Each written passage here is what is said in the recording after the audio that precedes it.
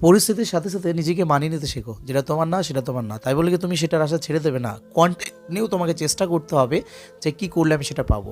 তাই তুমি তোমার মতো চেষ্টা করে যাও, আপ্রাণ চেষ্টা করে যাও। একটা সময়ের পর দেখবা সেইটাই তোমার সাকসেস হয়ে গেছে। সাকসেসের অ্যানাদার কোনো ডেফিনেশন তুমি পাবে না। সাকসেস হচ্ছে যে জিনিসটা তুমি যতক্ষণ না পারছো সেই জিনিসটার জন্য ততক্ষণ লড়ে যাও এবং সেটা পজিটিভলি হয়। এবং যখন তুমি পেয়ে যাবে এটাকে আমরা সাকসেস বলি, সেটাও কিন্তু সাকসেস নয়। সাকসেস হচ্ছে সেটাকে কন্টিনিউটিভাবে করা, যেটার জন্য তুমি এতদিন চেষ্টা করছিলে, যেটা তুমি পেয়ে গেলে সেটাকে কন্টিনিউ ঠিকভাবে কর। যদি ঠিকভাবে করতে পারো তাহলেই তুমি তুমি সাকসেস। আর যদি ঠিকভাবে না করতে পারো তাহলে পেয়েও তুমি কিন্তু বিফল হয়ে গেলে। কারণ এই পৃথিবীতে অনেক কিছুই আমরা পাই কিন্তু সেটাকে ধরে রাখাটা খুব মুশকিল। যেমন হচ্ছে রেসপেক্ট। তো সম্মান জিনিসটা খুব সহজে আসে না।